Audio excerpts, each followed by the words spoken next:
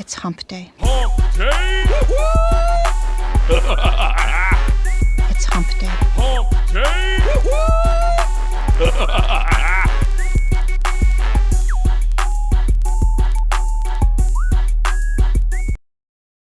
I've already got hit 15 times from the other one.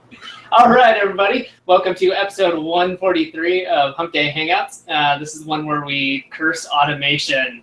Anyways, no, just kidding. Automation is awesome. We use it, and I love Zapier. That's all I'm going to say. On a more regular note, let's go down the line here. We got almost everybody. Hernan, how's it going, man? Let me unmute myself, and then I can say hi. Hey, guys. What's going on? I'm here in Florida, enjoying the warm weather, the humidity, and all the good stuff. Happy to be here. Ugh. All right, Marco, what's the weather update for you?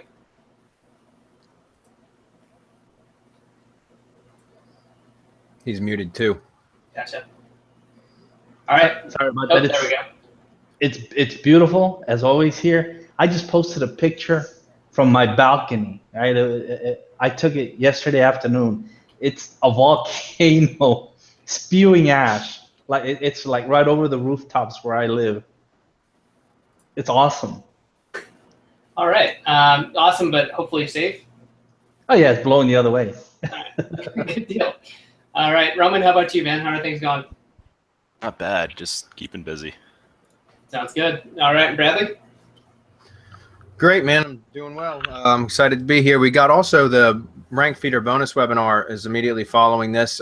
Just kind of a little announcement for that. I think we're going to open it up for everybody to join, though. So if it's not just for people that purchased, I mean, because you guys will be able to glean some information from the webinar, whether you end up using Rank Feeder or not. So we can actually just take the event page URL and drop it right here on the Hump Day Hangouts for anybody that wants to attend. And so just be prepared for that. That's coming up right immediately following this, so at 5 p.m. Cool. Bradley, do you mind doing that while I'm going through some of these announcements? Sure. That's awesome. Yeah, everybody, if you didn't attend the webinar with Lisa Allen about Rank Feeder and Authority Sniper, you should definitely check that out. I'll pop that replay on as well. And then if you're interested in how some of this stuff is put to use, Bradley's got some stuff he's going to cover in this webinar.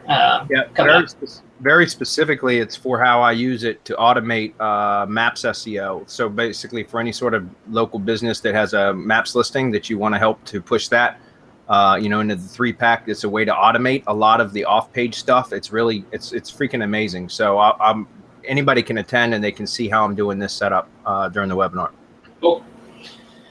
All right, and if you're new to Hump Day Hangouts, if you're new to Semantic Mastery, just want to say, first of all, thank you. We appreciate you watching. I know a lot of times we hear from people like, hey, I was watching for 3 months, and then I decided to join the Facebook group, and I'm asking this question.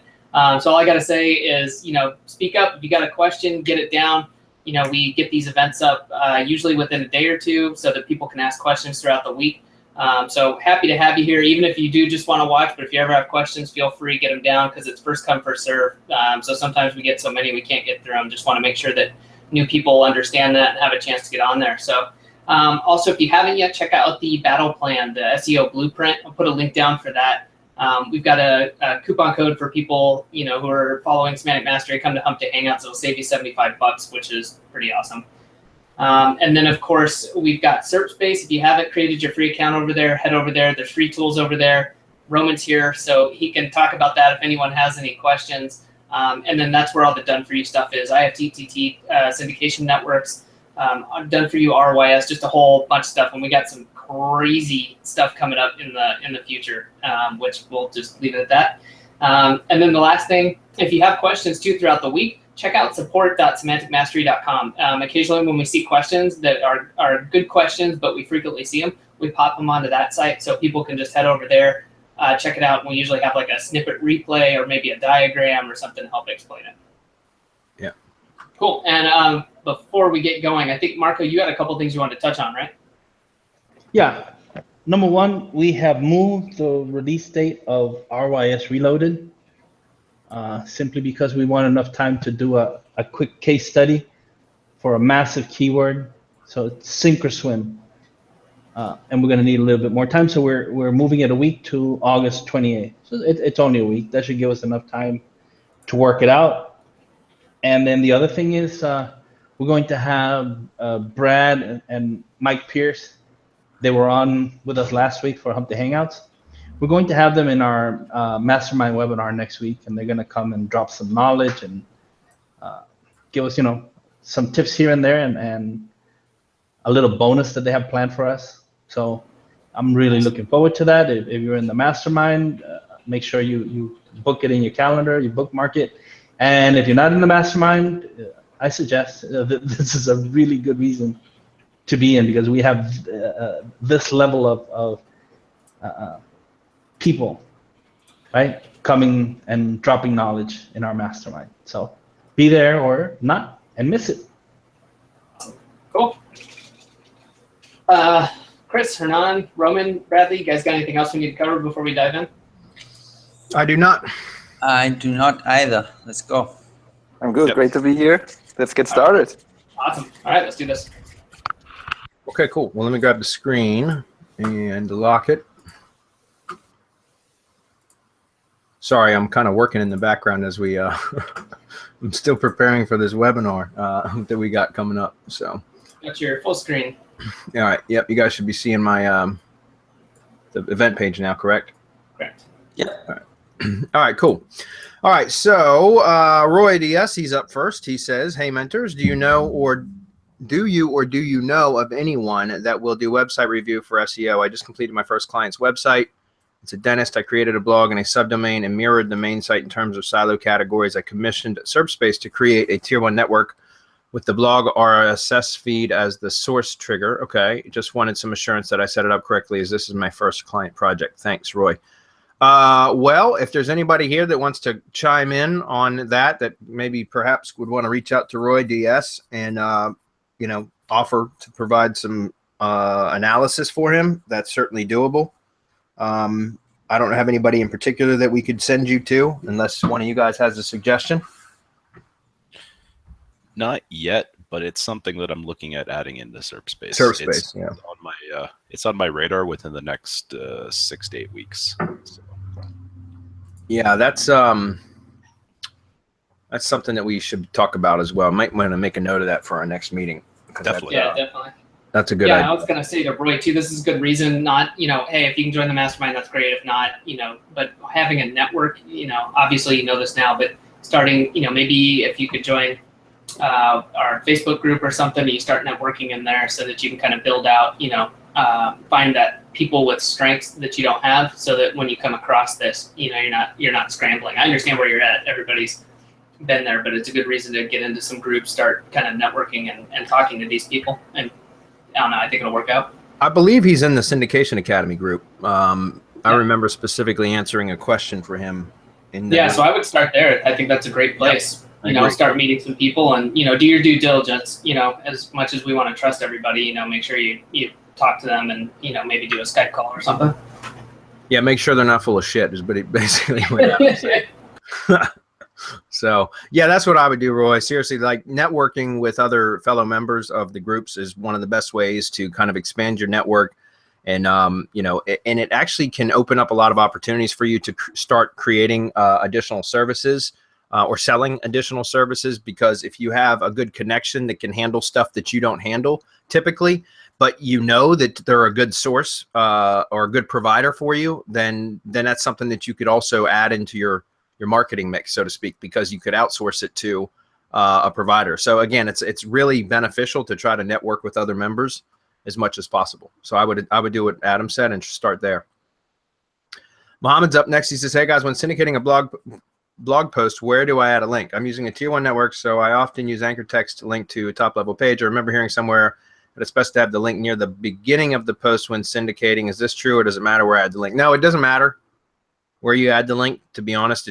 I've never seen any difference between adding it at the beginning or adding it, at the end or somewhere in the middle, as far as like the power of the link. Like personally, I've never seen any difference. The traditional thinking, right, the conventional wisdom has always been that the first link in the text is always the one that's given the most weight by Google.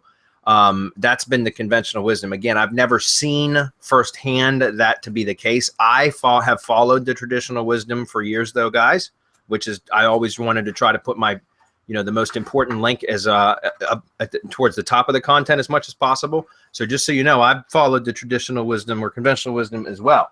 However, we recently, last week on our mastermind member, we had the inventor of Quora software, which is an amazing software. It pulls back so much data, it's unfreaking believable. And it scans data on all 100 top results for whatever keyword. And it basically correlates all of the data to their ranking positioning. And there's like the coefficients and all this stuff. It's really geeky mathematical stuff. But the dude, Ted, that developed it, he's a super genius, statistical genius. And he put this thing together and it's awesome. And he's even stated through many of his own analysis that the same thing is true, is that it's not, there's not more weight given to the first link than there is to another one. But again, that's, you can follow the conventional wisdom if you want or not. It's entirely up to you. I don't really care where the link goes anymore. It doesn't really matter to me. But the best place to add a link really is just where it makes sense, is the way I look at it. So if it's a, if the keyword, what naturally occurs in the article, then use the contextual link, right? Use that keyword as a way to link up to the silo page or whatever page it is that you're linking to on the site, right? Could be another post for that matter. If it's a natural occurrence of the keyword, then that's a great place to link. However, I've mentioned this on various Hump Day Hangouts as well. There's 3 different types of links that I typically try to use within the curated blog, or the blog posts, excuse me, that whenever I'm content marketing for syndication purposes. And that's the traditional contextual link, which is the one most used, the one that's most common, right? And that's just where you link within the content, okay? But then there's also a curated style link. So just like when you curate content, you cite the source that you're curating. So basically you copy a snippet of text from the article or it could be media of some, it could be, I don't recommend doing images, but it could be video, it could be slideshows, it could be whatever. So you embed that or add that to your post, and then you cite the source. And typically when you cite the source, you're either going to link to like the author name or the title of the post or a page or whatever. And that's usually going to be the actual anchor text for the link. Well, that's a great opportunity for you to be able to curate your own blog or your own site content into a blog post. There's no rule that says you can't do that. So what I recommend doing is if you've got, if you're doing a blog post about a particular topic that you have a service for on the site, right? So like a silo, a top level page, it's got its own dedicated page for that particular product or service. And now you're doing a blog post about it. You can actually copy and use a snippet of text from that page that you're linking to, and then use the page title or whatever else to actually as basically the attribution link, right? So that you're citing the source, which is just another page on your blog. That's a great way to add some diversity to your links, guys, your internal links. And then lastly, the third place that I like to use inside the blog post is like a recommended reading or resources box at the bottom of a post. So, and again, I say box, but really it's just, you can say something like recommended reading or related resources or, whatever, anything like that. And then just put a little bullet point list and add anywhere between 3 to 6 URLs of other outbound links. And then obviously you can mix your own internal link into there as well. And so you're just linking out to, again, relevant content. Don't worry about whether it's .gov or .org or anything, or Wikipedia pages. I mean, none of that's fine if you want to do that, but I prefer to find relevant content that reinforces the blog post idea or topic and link to those, and then you can mix your link into one of your internal pages into that little recommended resource area. And again, guys, that just gives you 3 different linking methods from within the blog post to link up to your money sites. And it just adds diversity, especially when you're syndicating. And if you only got a few pages on your site, you don't want to continually hammer those pages with blog posts and keyword anchors. You just don't want to do it. You want to add some diversity. Anybody else want to add comment to that? I think you nailed it down, Bradley, because I agree with you. That's pretty much what I do. So. Okay. Let's see. Mohammed's next question is in one of the advanced training videos in Syndication Academy 2. BB shows how his gym client's Facebook posts were automatically being posted to Google Plus with NAP included via IFTTT. I tried making the applet the way he said, but I've been having trouble making work so far. Can you show me how your Facebook posts to G Plus applets are made, or maybe a link to the applet? Well, I can't share the applet anymore unless I buy a creator account or whatever, because they just don't allow you to share URLs anymore. The one that's are in the workbooks, if they still work, great. If they don't, you have to manually create the applet now. It's just the way that it is. It kind of sucks, but it is what it is. As far as that, it's just use Facebook as the trigger, and then you set up the Google Plus applet via. So it's basically you post to G Plus via Buffer, right? So you would do a Facebook trigger, Facebook page trigger, and then it would be any new post or any image post or whatever it is that you decide you want to use as a trigger. I do any post, because I really don't care what the Google Plus posts look like when they're syndicated to the Google Plus page from Buffer. I don't care, because Google Plus is a freaking ghost town now. It used to be that the Google Plus pages were viewed because of Google Maps. Like, the normal consumer, normal non-internet marketing people never really used Google Plus, guys. You know what I mean? Like, so people were exposed to Google Plus mainly through Google Maps. When they were doing searches for local stuff, because it used to be the Google Plus page was what was integrated with Maps. But now that Maps is completely its own entity, in other words, it's separated. Google Plus is still connected via the back end, but it's not publicly visible. You have to like go out of your way to find a Google Plus page now, business page, not a GMB Maps page, guys. I'm talking about a Google Plus page. You like have to go out of your way to find that now as a normal consumer. So my point is, nobody sees those anymore. So I don't care what the posts look like. If you're concerned and you only want the post to look good, then you would use something like image only posts. But then all you do at the bottom of here, I've actually got this pulled up, I believe. Well, no, I don't. But let me just show you real quick. I got the Buffer app here. Let me show you what this looks like. So this is it. This is using RSS to Google Plus via Buffer. I know this is probably small on your end, guys, and I'm sorry, but this is in Browsio, so I can't zoom in on this. But essentially, that's what this would look like: is a NAP in the Add to Buffer section of the applet where it says Update. You're just going to use the entry title. Well, and with Facebook as the trigger, there's going to be different ingredients there, and I don't remember off the top of my head what they are. But all you do is after, in the update section, you're just going to add your NAP data like this. You don't need a link.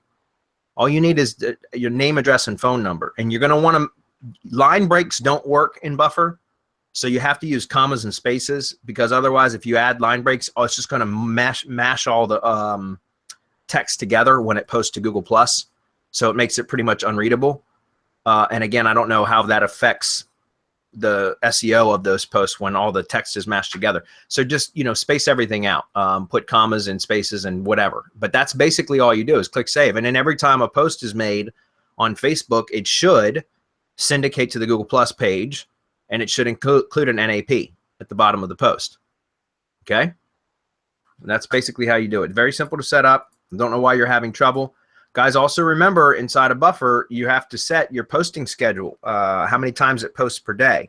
And so if you're adding posts, but you've only got like one, or I think by default, there's 2 posting times per day inside of Buffer, but you can go in and set up, you know, 8, 10, 12 posting times per day. And I would recommend you do that, especially if you've got something that's automating posting to your Google Plus page, because otherwise you'll have dozens and sometimes hundreds of posts back up because it's only pushing out or publishing 1 or 2 or whatever per day. So I usually set up like 8 or 10 posting times per day for every Google Plus account through Buffer. All right. Okay, last question. I had a question about SERPs a while ago, and I talked about how I got anxious watching my client's position rise and fall constantly. While you guys were discussing it, someone, I think it was Marco, mentioned that he hoped that I wasn't actually typing in the keyword and checking manually. I use Pro Rank Tracker, but I do sometimes search manually too. Is that a bad thing, or should I limit manual checking? You know, to be honest with you, I don't have any problems manually checking. I check my stuff all the time. So personally, I don't care at all. But I also use Browsio for a ton of stuff where I'm like always in other accounts with, you know, proxies and stuff like that.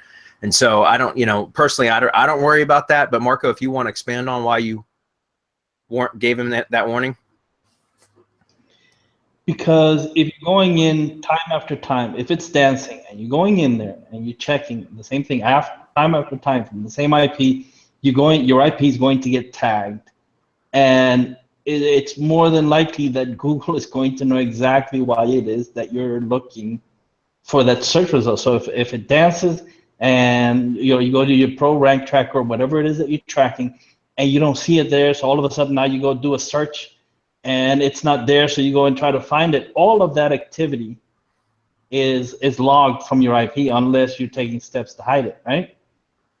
And so I suggest, why? If you have pro rank tracker that's tracking it and you're getting the data from there, why go in and manually try to push it? Because it's going to the visit isn't really going to count. You're not helping anything by going in and doing the manual search for it over and over and over again, which is what you tend to do when you're SERP watching.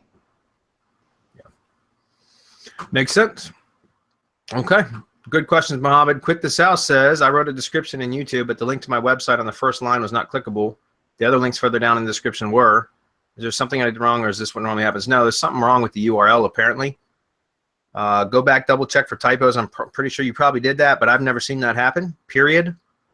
If it's a valid URL, it should be clickable within the description. The only time I've ever seen a link that's not clickable in the description is in the meta description in the Google search results for a video. So if you put a link first in the description and then you see your video in Google search results, you're going to see the link in the meta description, but it's going to be non-clickable. But that's the only time I've ever seen that, not in the actual video description itself. That should be a clickable link unless there's a typo. But that doesn't mean that what you're describing didn't happen. I'm not stating that at all. I'm just saying I've never seen that happen, period.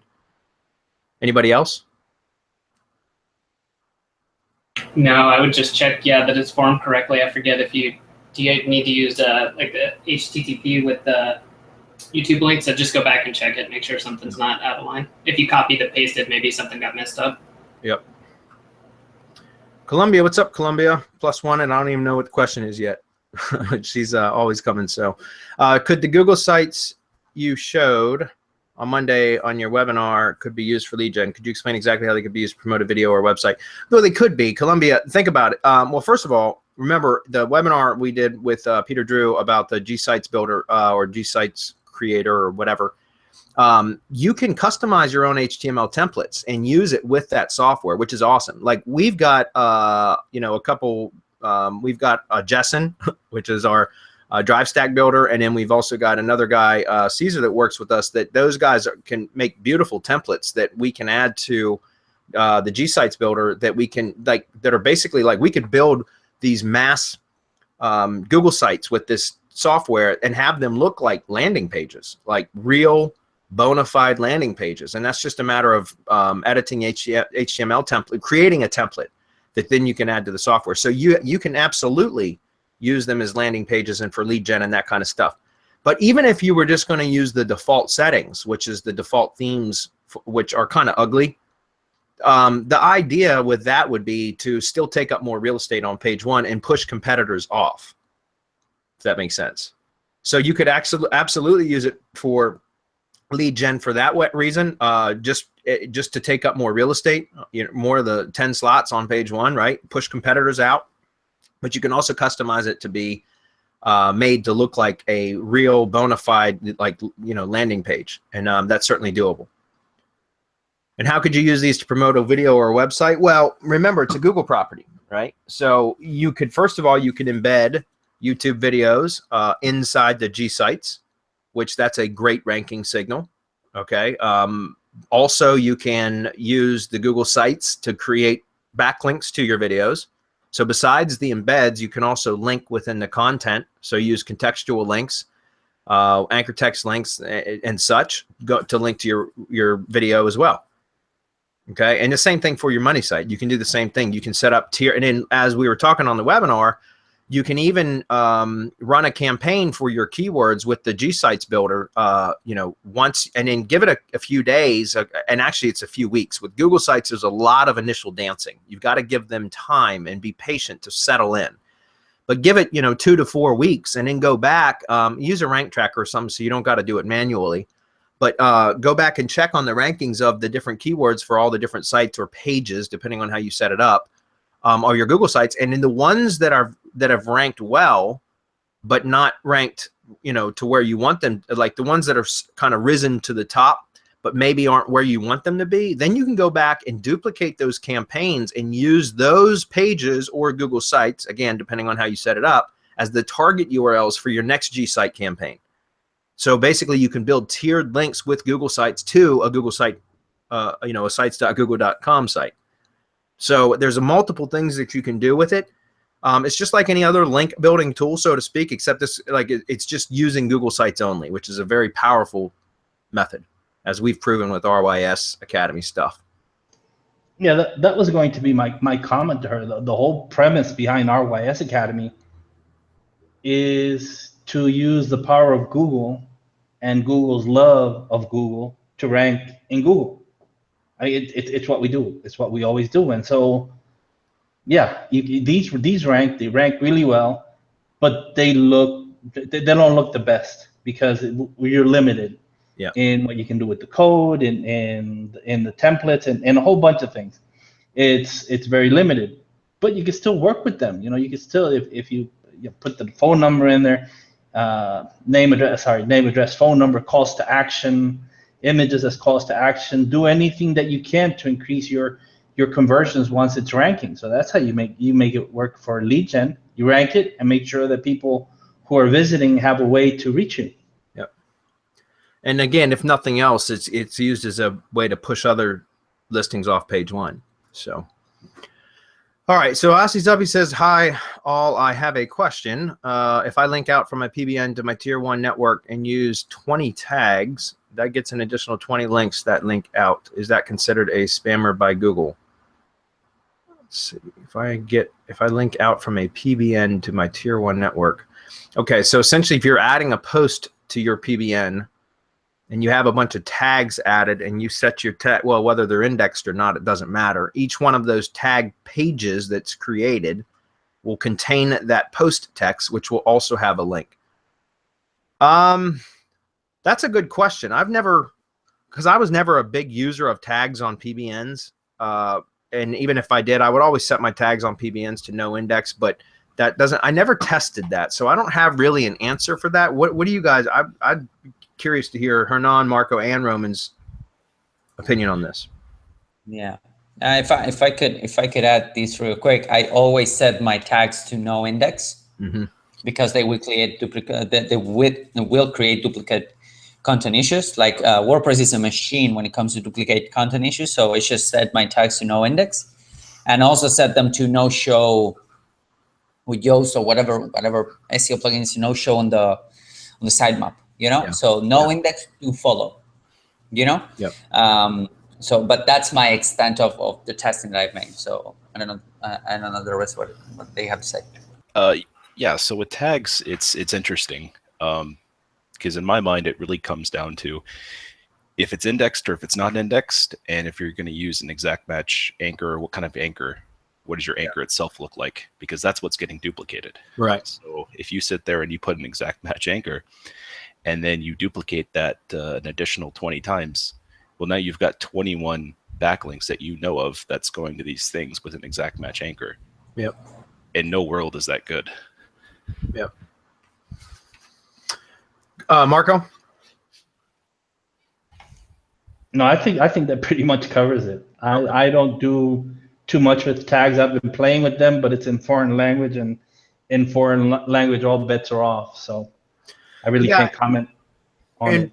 Typically what I agree with Hernan for like PBNs and stuff. I usually just always set tags to no index, and also, like he said, not to show in the sitemap and things like that. I'll leave them to follow, but no index. But I don't usually use tags when I don't really do a whole lot of PBN stuff anymore anyways. But even when I was doing a lot of it, I wasn't using tags much for that. Where I use tags very strategically is on money sites, and then using the tag pages and setting canonicals, which you can do with most of the SEO plugins. Yoast does it for sure, but that's where when a page is created, right, or when a tag is created, which then in turn creates a page, you can go to the posts tags menu or dashboard, go locate that tag, and then go to edit the tag, and then in the advanced section you'll see a canonical. You can set a canonical for the tag.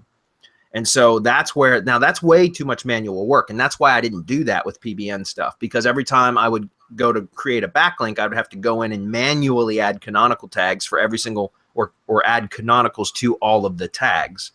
And so that's just way too much manual work. So it's not something I would do. Now on money sites, I do that often, you know, where I'll set up tag pages and it's canonicalize them and then use the tag pages as target URLs for link building, because then it's not a physical direct link. So in other words, instead of creating like a internal link, a contextual link from the post itself, and then using the tag pages, which you could do as well. But what I'm talking about is just having tag pages that may not even contain a link to the like a contextual link to a particular page on the site, but I can still canonicalize those posts or those tags, excuse me, to that page. So there's no physical link, hyperlink between those two pages. It's a canonical, which means I can build a ton of links to that tag page, and it's going to transfer the authority through the canonical, but you won't be able to see it in any backlink analysis tool. And so that's, at least as of yet, we don't know of any tools that will do that. So that's kind of the reason why the way that I use tags, but that's only like, it's not specifically the way you're talking about, Aussie. So I would recommend not doing that. And I think that's the general consensus here. Good question though. Keith is up. He says, I've created a Google map in my RYS stack. Is this the map I would submit to SerpSpace to get embeds, or should I create one in Google My Maps and submit that? You can do either one, right, Roman? Yeah, I'd say you could do all of them. Yeah, you can do either one. Yeah, I personally love to create my maps and use those.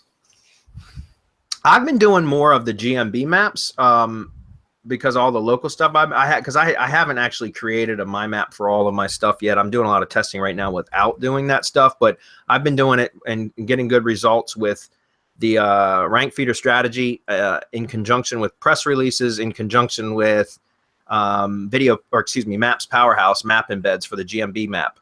And I've been having really good success with that over the last couple projects that I've been testing with. So, but yeah, you can use my maps as well. And remember, guys, my maps have some pretty cool SEO tricks that you can do with those as well. I can't get into here, but if you're familiar with RYS Academy, you'll know what I'm talking about. He says, if I was embedding a map on my website, which one of these should I use? Google My Maps or the created? I would use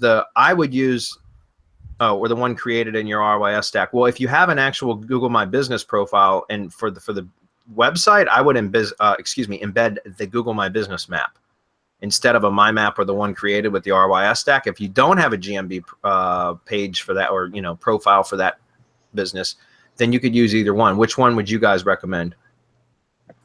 I recommend the My Map, especially since you got a stack done. It is something very special that takes place from the My Map up to the GMB, over to the website, and back into the Drive stack when you do it that way. If you don't do it that way, then you're not completing that power loop. I don't know what else to call it, but it works wonders when you do that, because you're creating actually a link juice loop, a power loop that just keeps pushing back and forth into relevance back, and all of the relevance will be in that Drive stack, right? Because it's going to be just well, I don't want to say spam to death, but it's going to be full of great things that'll help you rank, which then gets carried over to the GMB, over to the website, and back. I'm not going to share anymore until RYS Reloaded is ready to go. Yep. Okay, next question, and I'm just going to read the question because I don't know how to say that. Hey, Bradley, if I were to rank my homepage for keyword Puchong Cleaning Service with Syndication Network, do you create a few inner posts and link to the homepage with the keyword Puchong Cleaning so that when the post is syndicated, it has an anchor text, blah, blah, blah, cleaning service in it? Or should I strip out the geolocation modifier and just use keywords like cleaning service, best cleaning service, home in my inner post and link to my homepage? That's a really good question. Okay, so what I would do, and this is how I recommend doing it always, guys. Like for the first post that you would syndicate, I'd go ahead and use the full anchor text, which you're putting here. And that would just because it would be one occurrence of that, right? So it goes out across the syndication network, assuming that you only have 3 blog channels in your syndication network, Blogger, Tumblr, WordPress, you're only going to get the internal link and then 3 Web 2.0 links with the exact match anchor text. I'm totally fine with that. However, going forward beyond that first post, I totally recommend staying with the high level terms without the geographic modifier. Here's why. Guys, people don't typically link with geographic modifiers internally, unless you're an SEO, right? They typically won't link with the geo modifier. Usually it's not even included in the text that often unless you're an SEO, right? Because it's clear that the site itself, it should be very apparent to the visitor, especially if it's a local site in one location, guys, that the site is talking about that location. It's not necessary to beat Google or a visitor over the head with the fact that it's this city here, right? Because you should already be aware of that just by the nature of being on the site. So typically, again, my first blog post will go out, will have an exact match. If it naturally occurs, I'm not going to force it into the text. But then going forward, I always try to keep the broad terms, so market level type terms, instead of getting real narrow down. Also, generics, brand terms can also be used, and also naked URLs. Remember, if you're going to be syndicating posts, guys, you want to add a little bit of diversity even into your internal linking structure, right? And so just, personally, I try to just use an exact match anchor, usually just on one post. It depends. If I'm continually content marketing, then it'll get mixed in there occasionally. But for the most part, I'll stick with the higher level terms without the geo modifiers, or I'll mix it up and add a brand anchor or generics or even naked URLs. Any comments, guys? No.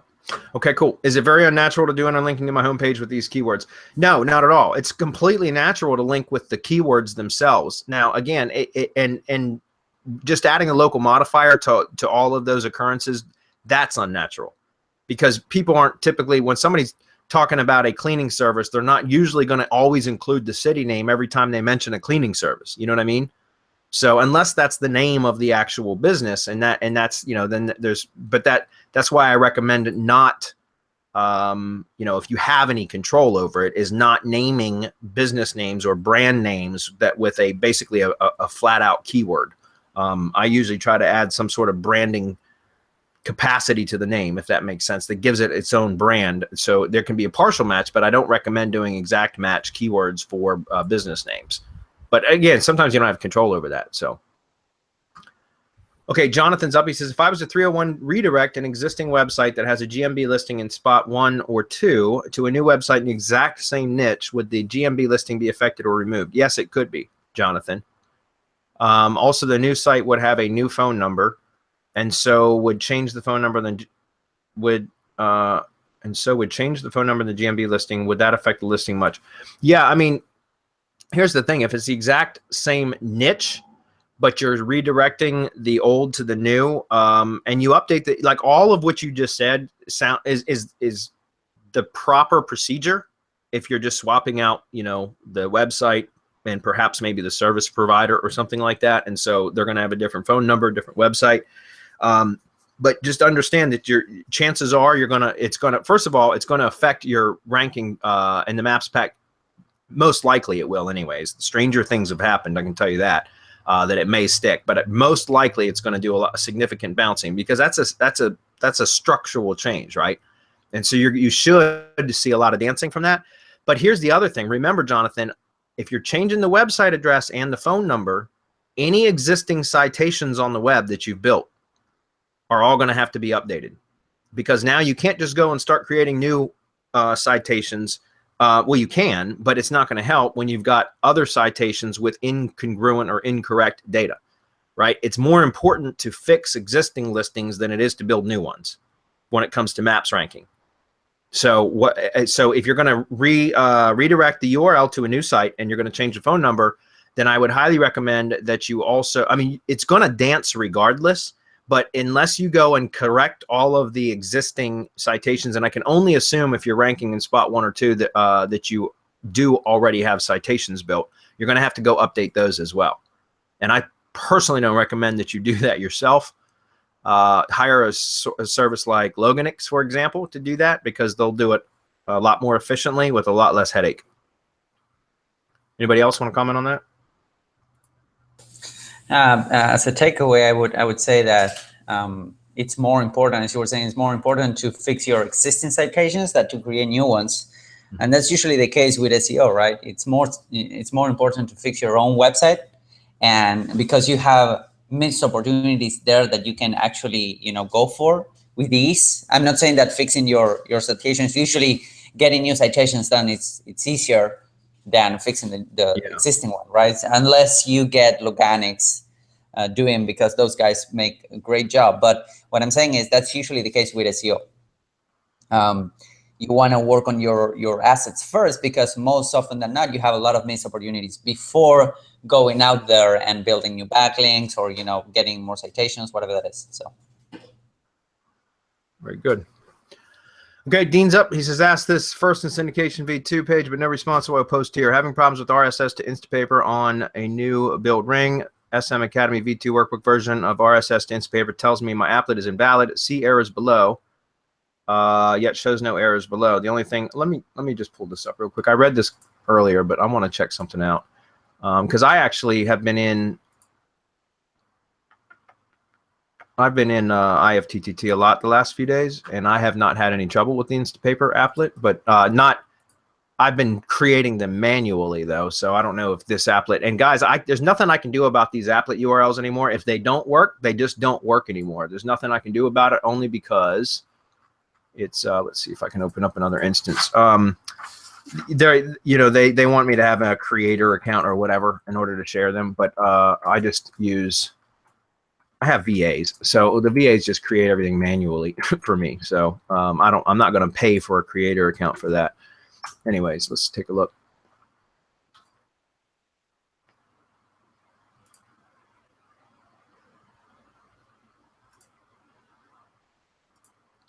Why did that say YouTube? That must have been a video syndication. Let's try this one. That's why. I'm just going to play on this for a minute, guys. Hope you don't mind. It took. Let's see. It took for the YouTube syndication. So let's see. Options unavailable. Who cares? Let's see what happens. Your applet is invalid. See the errors below, and there's no errors. Okay. Well, the first thing I would recommend doing is go to your services tab, click on Instapaper, and hit reconnect.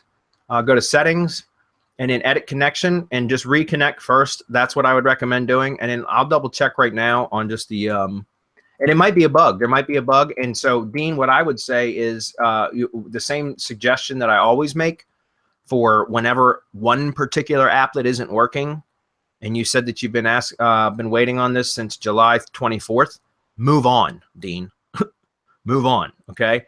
Go back to it in 2 weeks and just try it one time. And if it's not working, then move on and come back again. A lot of the times when there's error, and this has been covered over and over and over again in the training, but a lot of the times when there's troubles with applets, it's just a matter of time before the developers get them fixed.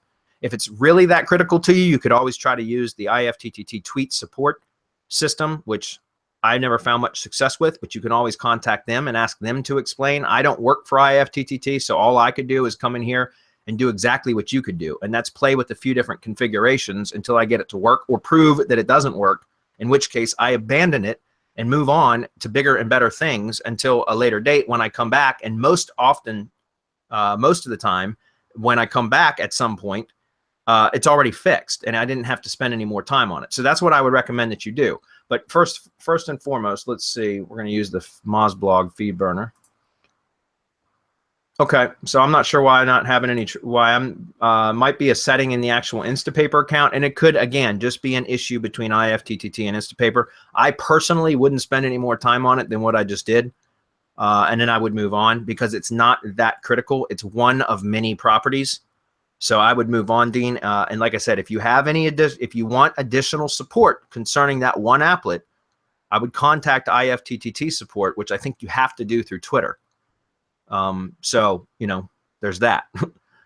But again, I never spend any more. I used to, guys. I used to spend hours and hours trying to get every freaking applet to work in a syndication network. Now I realize if I can't get it to work with 2 or 3 or 5 or 10 minutes, 2 or 3 attempts or 5 or 10 minutes of effort, I move on to the next one, and I just come back to it. I might even set a calendar reminder to come back in 2 weeks to check on it, if that makes sense. Because your time is better spent doing other higher level stuff than it is to try to get every single applet to work 100% of the time, when a lot of times there's nothing that you can do to control that. All right. He said also disconnected and reconnected, same thing. Yeah. Let's see. I like Instapaper. It's one of my only 4 to 6 properties to show up as backlinks anymore to me and Majestic Canadian reps. Yeah, I mean, I can understand that. I personally don't track any of those anymore. I don't care. But you know, if that's important data to you, then I can understand you wanting that, and that would be something that you'd have to reach out to IFTTT about specifically to find out what the problem is. Maybe they don't even know there's a problem, and you might be the first one to alert them of it. Okay. Okay, cool. We're just about done early too. You guys don't have any other questions, really? Okay, cool. We'll wrap it up. Any of you guys want to add anything, or can we just cut it down or shut it down for a few minutes early? Yeah, I think we can shut it down. I just wanted to say real quick that be prepared, because RYS Reload is coming in hot, and it's gonna be really good, guys. So you know, we there was something happened, like we kind of touched a nerve when we launched it back in 2015, and you know, we adding a bunch of other stuff to it. Like we're really reloading it and really, you know, recharging it. So stay tuned, because it's gonna be good. Yeah. Oh yes. Let me just add that it doesn't mean that RYS isn't working. It's working perfectly well. You can still use it to rank for just about anything you want. But there's other things that you could do which will allow you to go after even tougher keywords and much quicker. I mean, it's the SEO jackhammer. That's I've always referred to RYS Academy as the SEO jackhammer. You know, you can hammer a nail, or you can break something with a sledgehammer, but if you have that jackhammer with that pneumatic, it's so much more fun, man. And so we're having fun. We've been having fun in the lab, just breaking stuff and making stuff happen. And so, you know, that's what's coming. It's not the same old shit just repackaged. That's not gonna happen. That's not the semantic mastery way. But it doesn't mean that RYS Academy isn't working as is. All right, because we have a couple minutes, I'm just going to play around with trying to create this Instapaper applet for Dean, just to see if it works by creating it manually. I'm not saying that it will, but we've got a minute. So if you guys need to bounce, please do. I'm going to wrap this up in just a moment. It's all right. I'm going to give a plug out for another company. If you guys haven't heard me or Bradley talking about the Best Self Journal, do yourself a favor, check it out. Yeah, try it.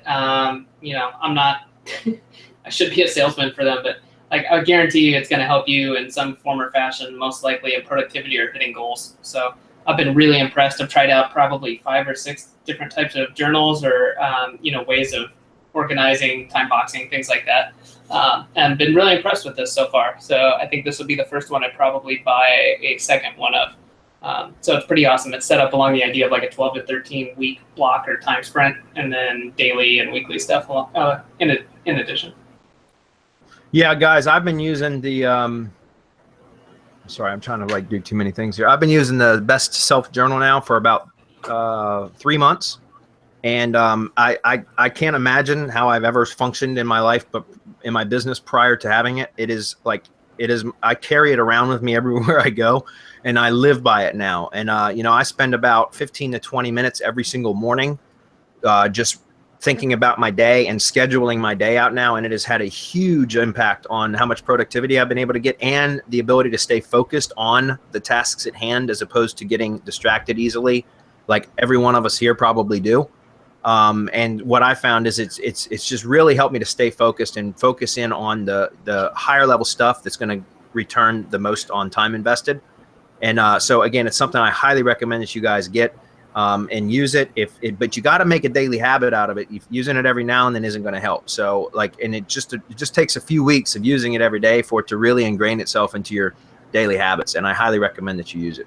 Yeah, and I think there's even, sorry, go ahead, Bradley. I'm just going to. No, I was done. There's also a PDF download. You can download a PDF version of it for free if you want to print it out or take a look at it, which is pretty cool. Them obviously having the notebooks nice and, you know, handy instead of cutting out all the paper and doing that. But if you're so inclined, that's available. That's it. What was the name of it? Best Self Journal. Okay. Yeah, if you Google Best Self Journal, it'll come up. They have them on Amazon, I think, but yeah, you can get them. They have a Shopify store. Actually, they got a really nice looking storefront. Anyways, yeah, good stuff. There's a couple other good journals out there, but that's usually what I'll either be talking about productivity stuff or I'm losing my mind. Productivity stuff or books I'm reading on my live streams for Semantic Mastery. So I'll stop talking about it now. We've got a question from Wayne, by the way. Okay. Uh-oh. It's probably He a wants to smart know ass how- question. Yeah, he wants to know how to rank for payday loan. Yeah, RYS Reloaded. that's it. It's coming, buddy. All right, let me try this one more time. Let's see. Okay, so now I selected a folder. By the way, let's try create action. Boom, worked that time. There you go, Dean. It worked that time, guys. So it looks like, well, let's review and finish first before I say it. It went one step further this time, so hold on a minute. RS. Real quick while you're doing that, before we hop off to Roman, I wanted to ask you, is there any updates to SerpSpace, anything people should know about? A little bit. We've got a new front end that's going to be coming out next week, so we're really looking forward to that and prepping for that this week. Nice. And should make the site a bit easier to navigate. We're getting proper sales pages in there so people can actually read about the topics in depth. So Good deal. Yeah, I know we're going to be adding some educational content too to help people, even if you've been, a user of SerpSpace before, to make it a little bit easier on, adding in some of the best practices, things like that. yeah, it's basically an infrastructure upgrade for the front end, so it's going to allow us to be able to do a lot more. Cool. Okay, so just really quickly for Dean. So I just manually created the applet. And the only thing that I did was I just came in and spent about 5 minutes playing. You guys just watched it. And I logged in the Instapaper, and I realized that I had no folders. Now, again, this is a change. It didn't used to require it, but apparently now it does, because all I did was click the add folder button, put this demo folder in there. Then I went and reconnected our Instapaper to IFTTT, and that's just so that it would pull in that folder. It may have already pulled it in. I didn't check first. I just reconnected it just to be sure. Then I created the applet manually. If this RSS, then that Instapaper. Then you put post once. Let's go back. If we go back to the settings area, then in the drop down for which folder where it says optional, I selected the demo folder and clicked save, and then it worked. And then I finished, changed the title, click finish, and it's done. And it looks like it's working. And the only other thing I could do would be to go to, let's see, back up for a minute. Click on check now. Applet checked. So there it is. It's running and it's working, Dean. Just takes a little bit of playing around to figure out like what works and what doesn't. So this time it seems like it may, and I made a note already for the to add that to the Syndication Academy update webinar for next Wednesday, and I'll also update the training to make sure that that's noted. That it looks like now you're going to need to have a folder designated within Instapaper first, and then select that folder. I believe that was the trouble, but anyways, it's working. So good luck. All right, guys, we'll wrap it up now, and we'll see everybody, well, most of you, or some of you, on the next webinar in just a few minutes. Thanks, everybody. Bye, everyone. Bye, everyone.